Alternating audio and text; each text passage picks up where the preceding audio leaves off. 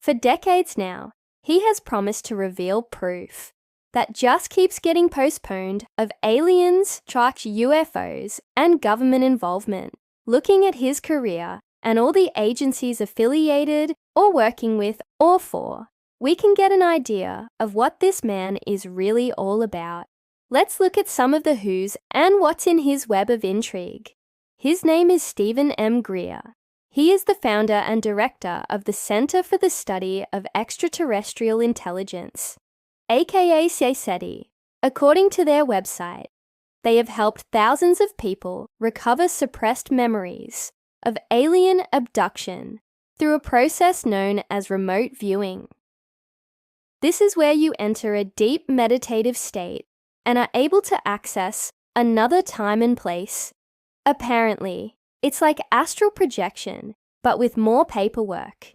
Before founding CSETI, Dr. GREER worked for the National Security Agency, then moved over to the Defense Intelligence Agency, where he worked for 24 years. In the late 90s, he left the agency world to work at the Furtherance International Corporation as vice president from December 1997 to February 2000. The Furtherance International Corporation was a private company hired by the United States government to gather intel outside of the normal channels. They were even called the CIA's secret private spy agency. And it's said that when working there, Dr. GREER headed up the Majestic 12 Documents hoax. For those not familiar with that story, let me bring you up to speed. In the late 90s, there was a supposed leak of top-secret documents detailing a secret US government task force known as Majestic 12, which was set up to study recovered UFOs and alien bodies. The documents appeared to be typed on Air Force letterhead and included such things as meeting minutes, a teletype message from the White House, a list of members of the task force, and the names of various recovered alien craft. Unfortunately for Dr. GREER and the Furtherance folks, it turned out that the documents were a hoax. They had been written by a science fiction author named Stanton Friedman and a member of the Church of Scientology, a guy named Wendell Stevens, who sadly passed away in 2018. So R.I.P. Wendell. I hope they have a nice comfy pillow over there for your head. Anyway, Wendell claimed that he got the info from a high-level government source and wrote it up with Mr. Friedman. But when faced with undeniable proof that they were the ones who created the documents, both men admitted to the hoax. So that was fun while it lasted. But Dr. GREER isn't one to dwell on past mistakes. No, siree, Bob. He started the Disclosure Project in 2001 with the goal of revealing proof of extraterrestrial life and government cover-up. One of the ways he does this is through something called the CSET-V conference, which is held every few years. If you want to attend, it will cost you between $500 and $2,500, depending on whether you want to just observe or actually speak at the event.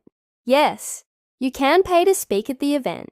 You can also rent booths at the conference if you want to show off your wares. Have a product line of alien tech that you want to peddle to the masses.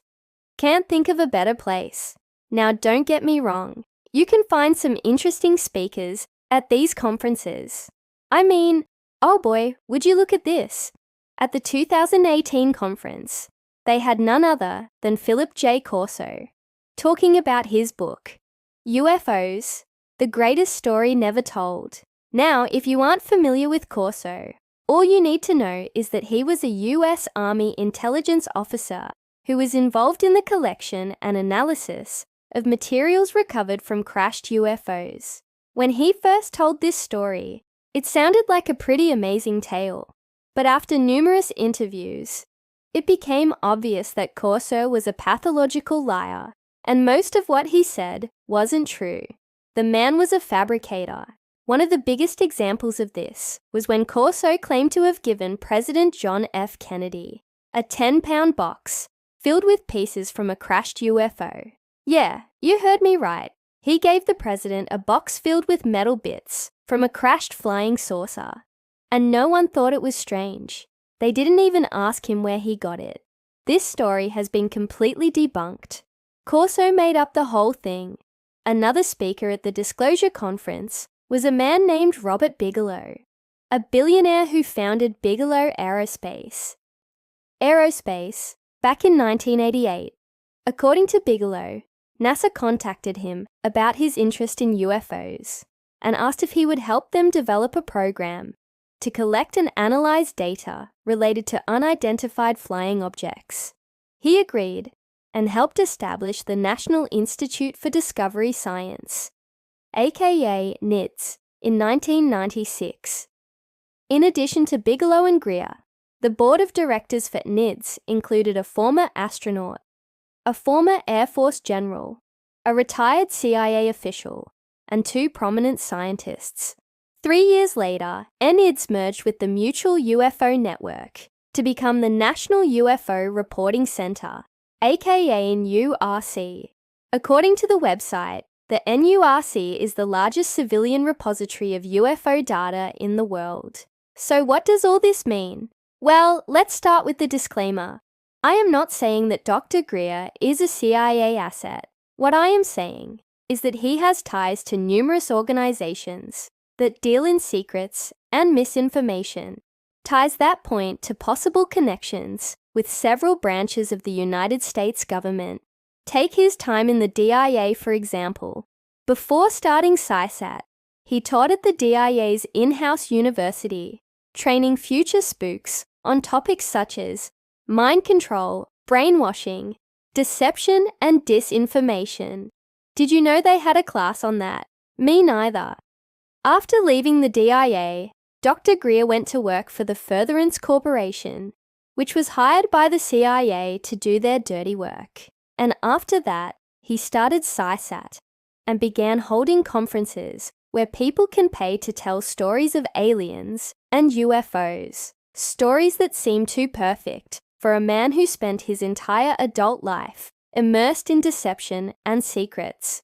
A man who once penned a story about aliens for Reader's Digest. Yes, he wrote a fictional piece for a magazine.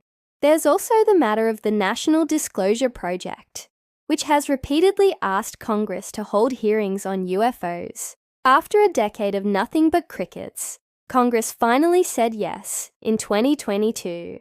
We will get to hear the much-anticipated testimony of David Grush, a former intelligence official who says that the government has a secret UFO program that has recovered crashed vehicles and even alien bodies. Okay, I'm interested. Where do I watch? Oh, wait, never mind. It's being held in secret. Just kidding. There will be a public version released, but the original hearing will be conducted in secret. So maybe this Dr. GREER guy isn't quite the open source journalist that he wants everyone to think he is. Maybe he's closer to being a stooge who has been put in place to keep the lid screwed on nice and tight. This brings us to the matter of Dr. GREER himself. Is he a hoaxer, grifter, a government plant, a psyop? We may never know for sure, but there are some very telling signs. I mean, let's look at his demeanor. He always seems so calm and collected. Nothing ever seems to bother him. Even when confronted with accusations of being a fake, he just smiles and waves it off. This reminds me of another man who spent his life surrounded by secrets and deception, a man who seemed unfazed by the darkest of deeds. I wonder if Dr. GREER likes Reese's Pieces too. Speaking of which, you know how sometimes when you're watching TV and they pan away from someone's face because they don't want you to see their micro-expression when they realize they forgot their lines? Dr. GREER has a similar expression when he talks about aliens. His eyes seem to glaze over, and he looks like a man who is far away and not listening. It's like he's on drugs. And I don't mean the good kind of drugs. I mean the bad kind of drugs. I'm talking about truth serum. But I want to know what you think. Do you think Dr. GREER is the real deal? Or is he just another fraud looking to make a buck? Let me know in the comments below. Thank you for watching.